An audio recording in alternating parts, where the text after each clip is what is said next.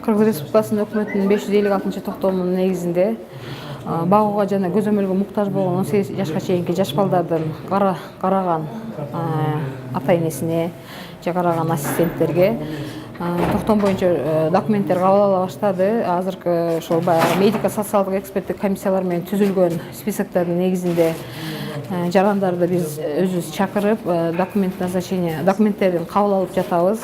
Бул жерде токтом боюнча документтерге токтолуп кетсем, бул ошол ассистент боло турган адамдын паспортун көчүрмөсү, ошол жашаган ассистент боло турган адамдын жашаган жеринен маалым кат,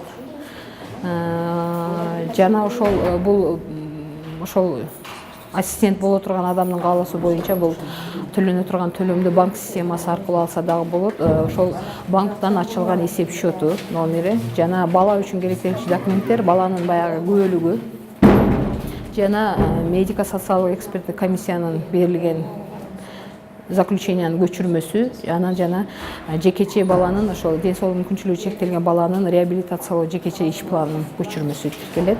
Негизги боюнча бул ошол медико-социалдык эксперттик комиссиянын заключениясында ошол адам башка адамдын кароосуна муктаж деген жазуунун негизинде берилет. Ошол жазуу болуш керек. Банктык эсеп бизде министрлик тарабынан 19 банк менен договор түзүлгөн.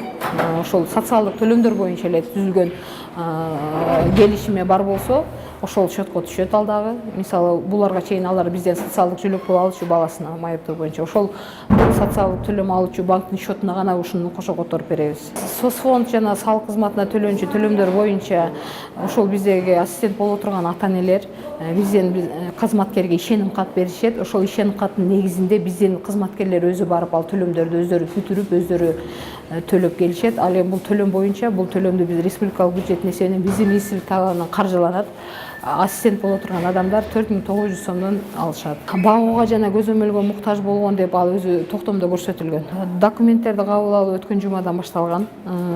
Документтердин кабыл алуу мындай чегерилген мөөнөтү жок. Мына сутка чейин тапшыргандан кийин алуу токтойт деген нерсе жок.